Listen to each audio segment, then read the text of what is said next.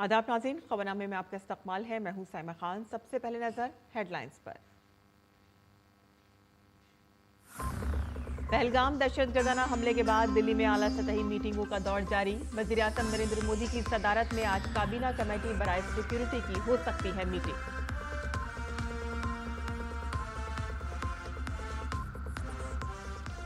भारत की जवाबी कार्रवाई से पहले ही दहशतगर्द खौफजदा। पाकिस्तान की जानिब से मुसलसल जंगबंदी की खिलाफ वर्जियां। कल रात नौशेरा, सुंदरबनी और अखनूर में फायरिंग। भारतीय फौज के जवान दे रहे हैं मुंहतोड़ जवाब।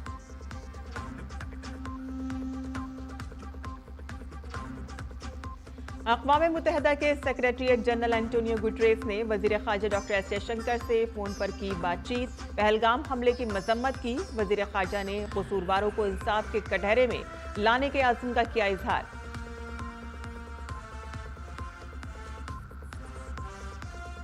कोलकाता में फलपट्टी मचुआ के करीब एक होटल में आग लगने से 14 जाने हलाक। मरने वालों की तादाद में हो सकता है इजाफा।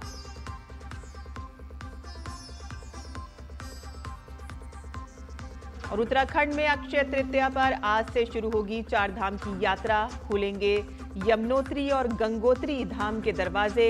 यात्रियों की सहूलत और हिफाजत के लिए तमाम जरूरी इंतजाम।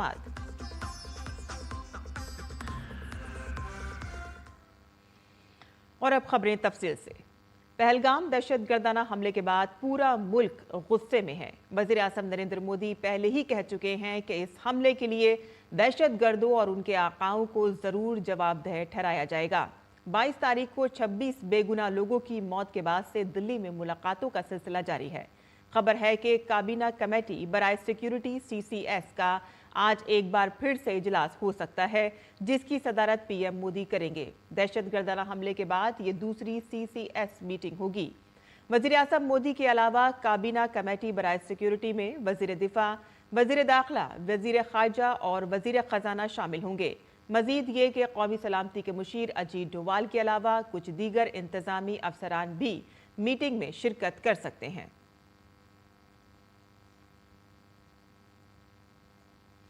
पहलगाम दहशतगर्दाना हमले के बाद से दिल्ली में मुलाकातों का सिलसिला जारी है। 2 दिन पहले वज़ीर दिफा ने PM से मुलाकात की थी। फिर कल वज़ीर आज़म, वज़ीर दिफा, तीनों मुसल्लह अफ़वाज के सरबराहान मशमूल NSA और CDS के दरमियान वज़ीर आज़म की रिहाइशगाह पर बातचीत हुई। वाज़ेह रहे कि 22 अप्रैल को पहलगाम की बैसरन वादी में दहशतगर्दाना हमले में 26 अफराद अपनी जानों से हाथ धो बैठे थे और जिसकी जिम्मेदारी लश्कर से मुंसलिक दहशतगर्द तंजीम द रेजिडेंट फ्रंट ने ली है, जिसके पाकिस्तान से बराह रास्त रवाबित हैं। इन सब के दरमियान हुकूमत का मौक़िफ़ वाज़ेह है। दहशतगर्दों और उनके हामियों को किसी कीमत पर बख्शा नहीं जाएगा। अक़वाम मुत्तहिदा के सेक्रेटरी जनरल एंटोनियो गुटरेस ने पहलगाम दहशतगर्दाना हमले की वाज़ेह अल्फाज में मजम्मत की है। वज़ीर ख़ारजा डॉक्टर एस जयशंकर के साथ टेलीफोन पर बातचीत में वज़ीर ख़ारजा ने इस बयान के लिए गुटरेस की तारीफ की। बातचीत के दौरान गुटरेस ने पहलगाम हमले के मामले पर जवाबदेही की अहमियत पर इत्तेफाक किया। डॉक्टर जयशंकर ने कहा कि हिंदुस्तान इस बात को यकीनी बनाने के लिए पुरअज़्म है कि पहलगाम में हमले के मुजरिमों, साजिश करने वालों और उनके हामियों को इंसाफ के कटहरे में लाया जाए। Countries across the world are understandably responding by de-risking, by building strong political and economic partnerships, by diversifying the manufacturing and trade partners, and by investing at home in innovation and research. Both our countries are witnessing these trends at home. In recent years, India has been working closely with like-minded partners to build the kind of resilient and trusted partnerships that we need now to address not only our economic interests, but our strategic priorities as well. Jalna का राउत खानदान पहले बाल बाल बच गया इस हमले में। पहलगाम हमले के एक मुश्तबा शख्स ने हमले से एक दिन कबल जालना के आदर्श राउत से बात की थी। जालना के राउत नगर इलाके के रहने वाले संजय राउत अपने बेटे और बीवी के साथ 21 तारीख को जम्मू कश्मीर की सैर तफरी पर थे। दहशतगर्दों की तस्वीर मंजर आम पर आने के बाद इस कुंबे ने मुश्तबा दहशतगर्द की शिनाख्त की जिसने उनसे बात की थी। मुश्तबा दहशतगर्द की शिनाख्त करने के बाद आदर्श ने उसके साथ अपनी बातचीत की मालूमात ईमेल के जरिए NIA को दी है।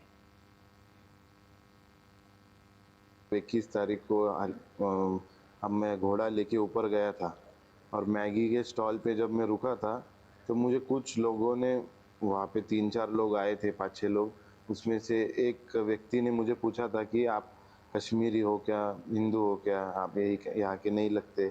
मैंने उनको बताया था कि नहीं, मैं यही का हूँ। दूसरे दिन जब वहाँ पे हल्ला हुआ कि 1-2 दिन बाद जब उसके स्केचेस रिलीज हुए तो मैंने मेरे पिताजी को बताया कि इन्होंने जो एजेंसीज ने जो स्केचेस रिलीज किए उसमें से एक इंसान जो है उसने मुझसे वहाँ पे बात की थी। हमने ईमेल से NIA को इसकी इन्फॉर्मेशन दी है। हम बहुत डरे हुए थे, ऐसी वहाँ पे घटना होना मतलब ये हमारे लिए बहुत शॉकिंग था।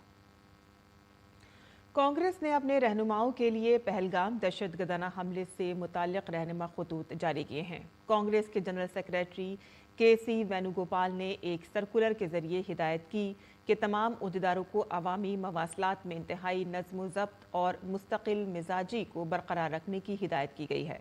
पार्टी की तरफ से बोलने के मजाज अफराद को 24 अप्रैल 2025 को मंजूर करदा करारदाद में कांग्रेस वर्किंग कमेटी की तरफ से बयान करदा पोजीशन तक महदूद रहना चाहिए। पाकिस्तान जंगबंदी की मुसलसल खिलाफ वर्जी कर रहा है। कल रात एक बार फिर से पाकिस्तानी फौज ने LOC के उस पार से नौशेरा, सुंदरबनी और अखनूर सेक्टर में छोटे हथियारों से फायरिंग की। भारतीय फौज ने पाकिस्तान की कार्रवाइयों का मौसर अंदाज में जवाब दिया। आपको बता दें कि पाकिस्तानी फौज ने LOC पर मुसलसल 7वें रोज भी जंगबंदी की खिलाफ वर्जी की है।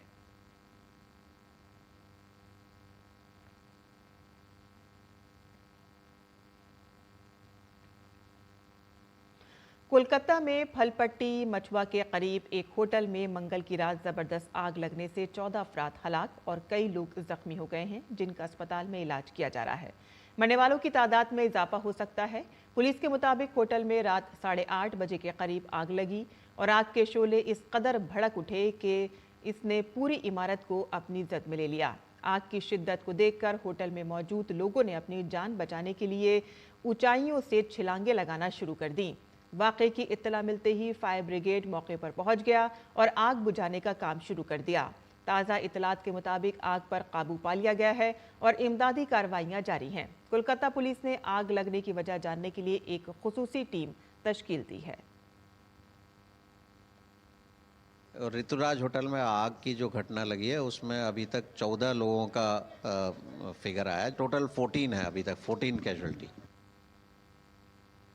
विशाखापट्टनम के श्रीवरा लक्ष्मी नरसिम्हा स्वामी मंदिर में चंदन उत्सव के दौरान दीवार गिरने से 7 लोगों की मौत हो गई है और कई जख्मी हो गए हैं। NDRF और APSDRF की टीमें मौके पर मौजूद हैं। राहत और बचाव का काम जारी है। SDRF के एक जवान ने बताया कि ये वाक़या रात तकरीबन 2:30 बजे पेश आया। वो मंदिर के अहाते के करीब मौजूद था और इसीलिए इत्तला मिलते ही वो फौरन मौके पर पहुंच गया। 2:30 बजे इंसिडेंट हुआ था। हम पहुंच गए इधर उधर। टोटल 7 आदमी की इंसिडेंट हुआ, सारा मर गए हैं। सबको निकाल गए। उसका ऑपरेशन कम से कम 1 घंटा चला था। एक लहरी था, वो टूटा हुआ, वो गिरकर सारा कम से कम 7 आदमी तक इंसिडेंट हुआ था। उत्तराखंड के गढ़वाल हिमालय में वाक़े 4 धाम यात्रा से मुतालिक मकामात को हिंदू मजहब में बड़ी अहमियत हासिल है। 4 धाम यात्रा 30 अप्रैल से शुरू हो रही है। इसकी तमाम तैयारियां मुकम्मल कर ली गई हैं। तमाम इंतजामात को यकीनी बना लिया गया है। देखिए हमारी ये खास रिपोर्ट।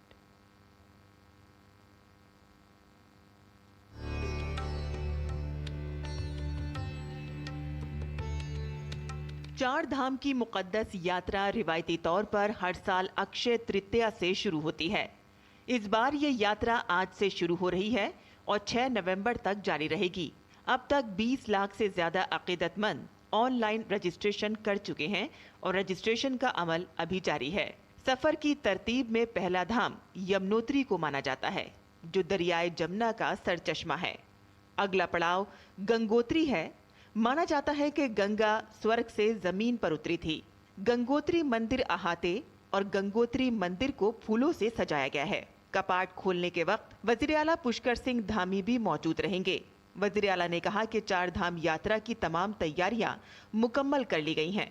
हम सबका खैर मकदम करते हैं और ख्वाहिश करते हैं कि सबका सफर अच्छा और हमवार हो। 30 अप्रैल से 4 धाम यात्रा प्रारंभ हो रही है। 4 धाम यात्रा की सभी तैयारियां पूरी कर ली गई हैं और सभी विभाग जो भी यात्रा में अपना योगदान देते हैं, सभी ने अपनी अपनी अच्छी तैयारियां की हैं।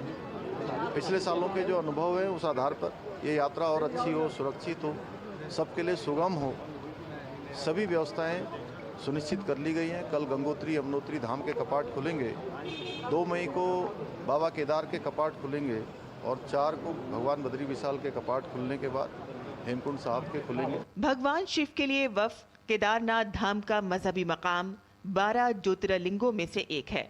ऐसा माना जाता है कि यहाँ आने से मोक्ष हासिल होता है। केदारनाथ धाम तक पहुँचने के लिए हेलीकॉप्टर और वॉकिंग ट्रैक दोनों मुतबादिल दस्तयाब हैं। ये यात्रा भगवान विष्णु के मस्कन बद्रीनाथ पर इख्तिताम पजीर होती है। बद्रीनाथ धाम को जमीन का बैंकुट कहा जाता है। अकीदतमंदों को सफर शुरू करने से पहले रजिस्ट्रेशन कराना होता है। ऑनलाइन रजिस्ट्रेशन सरकारी उत्तराखंड टूरिज्म पोर्टल या टूरिस्ट केयर उत्तराखंड ऐप के जरिए किया जा रहा है। ई पास बनाने के लिए एक दुरुस्त आईडी, पासपोर्ट के साइज की तस्वीर और सफर की तारीखें दरकार हैं। हर साल हुकूमत 4 धाम यात्रा के लिए पूरी तैयारियां करती है ताकि यात्रा के दौरान अकीदतमंदों को किसी किस्म की परेशानी का सामना न करना पड़े। इस साल भी मुसाफिरों की सहूलत और हिफाजत के लिए खातिर ख्वाह इंतजामात किए गए हैं। 4 धाम यात्रा हिंदुओं के लिए बहुत अहम समझी जाती है। इस सफर को मोक्ष यानी कि निजात और रूहानी फजीलत का रास्ता समझा जाता है। 4 धाम यात्रा अगरचे मुश्किल है, लेकिन कुदरत, अकीदत और अपने आप से जुड़ने का एक नादिर मौका फराहम करती है। अनगिनत अकीदतमंद साल भर इस सफर का इंतजार करते हैं। Bureau report, DD news Urdu खबरें। और सदर जमहूरिया ने जस्टिस भूषण रामकृष्ण गवई को भारत के अगले चीफ जस्टिस बनाने की सिफारिश को मंजूर कर लिया है। वो मौजूदा चीफ जस्टिस संजीव खन्ना की जगह लेंगे। जस्टिस BR गवई 14 मई को भारत के अगले चीफ जस्टिस के तौर पर हलफ लेंगे। जस्टिस गवई इस वक्त सुप्रीम कोर्ट के CJI खन्ना के बाद सबसे सीनियर जज हैं। जस्टिस गवई भारत के 52वें चीफ जस्टिस होंगे। सुप्रीम कोर्ट के जज की हैसियत से जस्टिस गवई कई तारीखी फैसलों का हिस्सा रहे हैं। वो जनवरी 2023 में सुप्रीम कोर्ट के उस अक्सरियती फैसले का हिस्सा थे जिसने 500 और 1000 रुपए के नोटों पर पाबंदी के मरकजी हुकूमत के फैसले को बरकरार रखा था।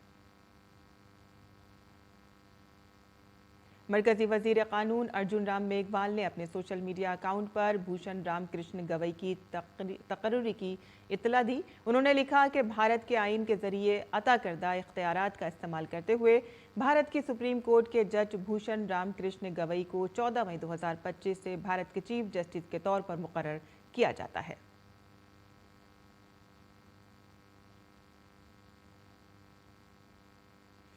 उत्तर प्रदेश के बहराइच जिले में भारत नेपाल सरहदी इलाके में गैर कानूनी तौर पर चलने वाले मदारिस की छानबीन की मुहिम मंगल को मुसलसल दूसरे दिन भी जारी रही। बहराइच में 12 से जायद मदारिस का मुआयना किया गया, जिनमें से 5 को सील कर दिया गया। साथ ही 6 से जायद मदारिस को वार्निंग दी गई है कि वो बगैर मंजूरी के काम ना करें। जिला अक़लती अफसर ने मोतीपुर थाना इलाके में वाक़ दारुल उलूम अजीज़िया मदरसे का मुआयना किया।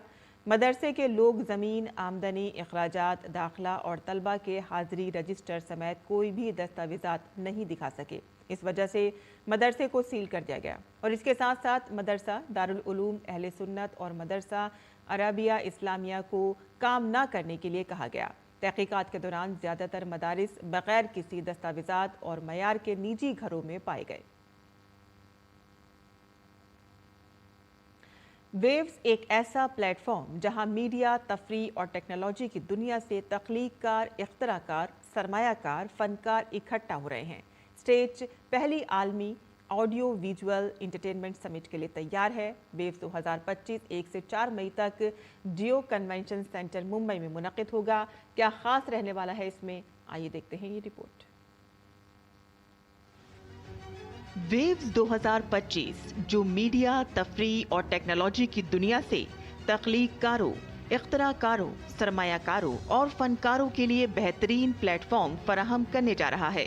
भारत अपने सकाफती विरसे, तख्लीकी सलाहियतों और आलमी मयार की तकनीकी सलाहियतों के साथ आलमी मीडिया और तफरीही दुनिया की क़यादत करने के लिए तैयार है, जिसका एक ट्रेलर वेव 2025 में नजर आएगा। अमिताभ बच्चन से लेकर चिरंजीवी तक दुनिया के मारूफ सितारे भारत की नौजवान ताकत की हौसला अफजाई के लिए इकट्ठा होंगे। Hello, you're coming there, right? Come on, sir. You don't even have to ask me. The biggest names, the biggest ideas, the future of media is going to be shaped right here. But who exactly is going to be there? Global leaders, entertainment's के sharp minds और innovators who are breaking boundaries. Music हो, cinema या live performances, past, present और future icons, सब यही मिल रहे हैं। यार सब कह रहे हैं कुछ बड़ा होने वाला है, लेकिन क्या ये सिर्फ एंटरटेनमेंट के बारे में है? This isn't just about entertainment. The biggest deals, investments, collaborations, this is where they happen. But who's actually leading the conversation? The Prime Minister himself is sitting down with industry leaders, shaping global policies and partnerships.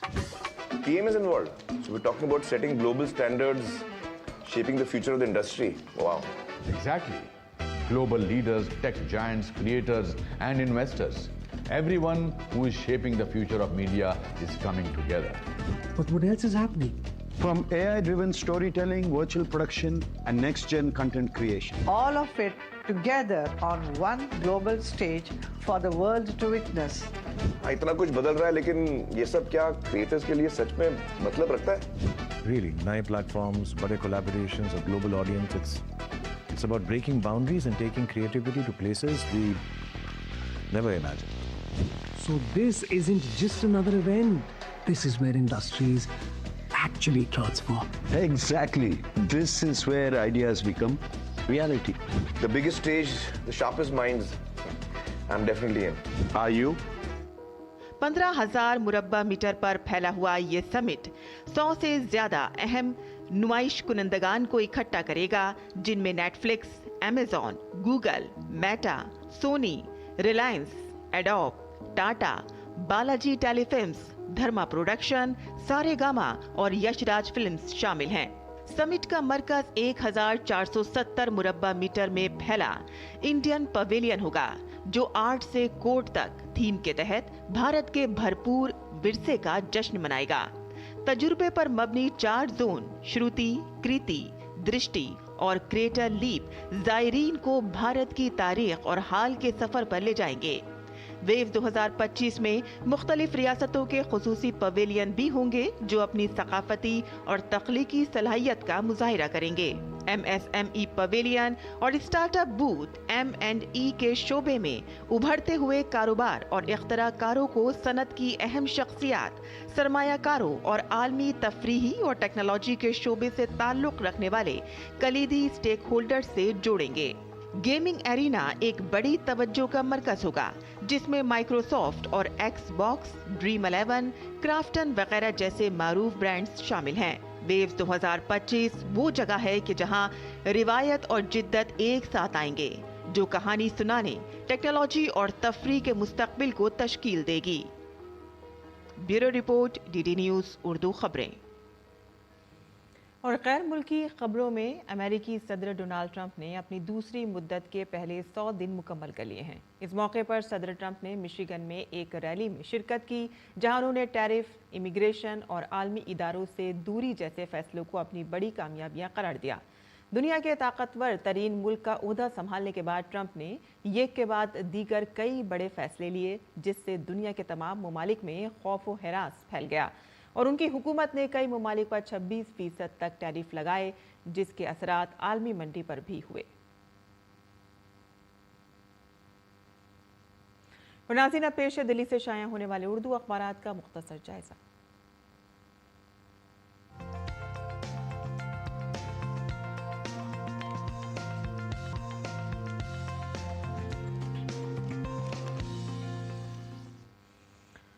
तो दिल्ली से शाया होने वाले उर्दू के अखबारात पर नज़र डालते हैं, जहां पहलगाम हमले से मुताल्लिक ही कई खबरें इसमें शाया हुई हैं। रोज़नामा इनकलाब की शह सुर्खी है, पहलगाम में दहशतगर्दाना हमले का माकूल जवाब देने का अब वक्त आ गया है। दहशतगर्दों के खात्मे के लिए फ़ौज को खुली छूट दी गई है। वज़ीर आज़म ने अपनी रिहाइशगाह पर आला सतही मीटिंग के बाद सख्त रुख इख्तियार किया।